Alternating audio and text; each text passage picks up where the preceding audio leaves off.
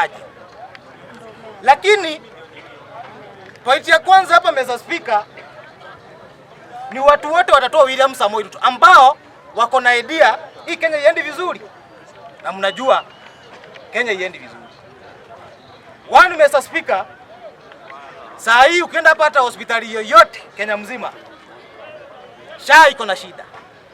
Mimi kesho niko na matanga nyumbani. My neighbor alikosa kuwa admitted Murang'a level 5 kwa sababu SHA yake hatijaregister SHA. Na alikuwa kwa casualty. That's why walifara skiza bro. Hiyo ni mambo yanameka out of sense. Order members, mwalimu.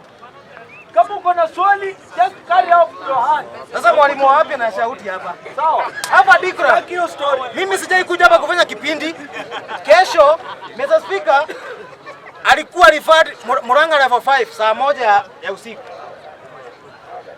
Ati lazima atuweke something kwa SHA wa register, walafu tena wanakuja na some baseless point atisha register usiku. Sasa hii kesho mimi naenda kuzika my own neighbor ambayo mimi wakili wa William Samoei Ruto tumetoka kijiji moja anaitwa Dr. Adrian Kamotho. Order member, just take one question from the honorable member. Mr. Speaker, sasa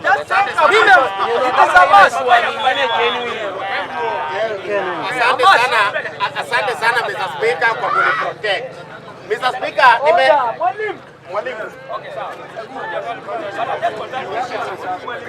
Haya. Speaker, asante sana kwa kunipea hii nafasi. Kuna kitu sijasikia vizuri, ndio nilikuwa nataka tu nijue. Member nimesikia amesema jirani yake amekufa juu ya register SHA. Huyo jirani yako ni kabila gani? Amekula njaa. Acha nakwambia.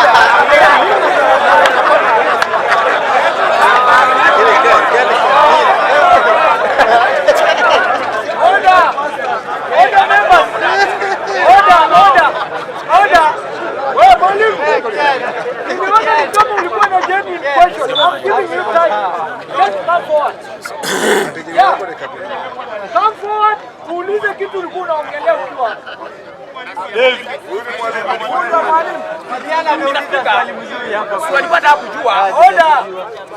Nilipata kujua ni kwamba member ambayo kwa floor asikuje kumislead wa Kenya kwa kuelezea kwamba jirani yake amekufa kwa sababu ya hakuregister kwa SHA ama SHA haikumshughulikia. Makosa ya kwanza nataka tuelezee ni kwa nini huyu member hakujua kwamba kuna wakati ambapo SHA itamsaidia akuwe member na ajiandikishe kama mwanachama wa SHA. Kwa hivyo leo hii amekufa, anakuja kutuletea propaganda kwamba ati SHA ndio imemfanya akufe ndio aenda kuzika yeye kesho. And that's misleading information we don't want ikuje kwa Kenya. Mzuri kabisa.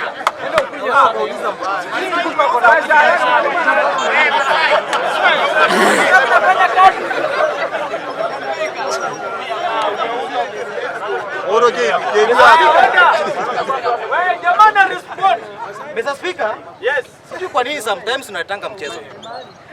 I'm very certain kwa hii bunge 80% of these members kama hujaajiriwa wewe ni mtu wa kuenda kibarua ya mjengo na kurudi au na SHA. Kama hao. Si ndio? Kwa hii bunge. Hapa hakuna mtu ako na insurance yake kama Britam ambayo ni personal.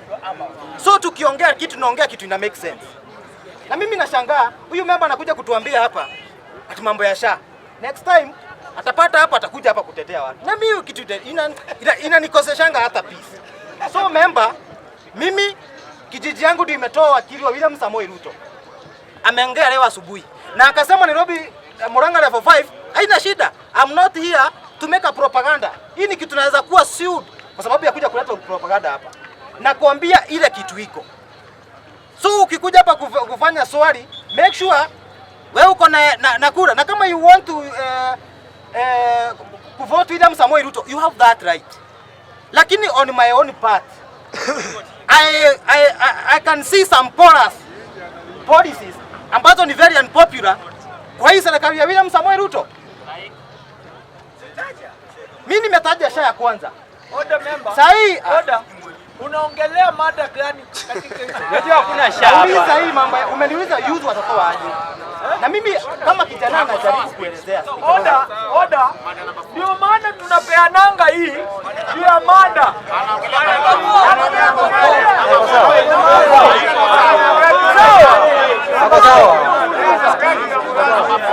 pia amechanganyikiwa. Hata juu.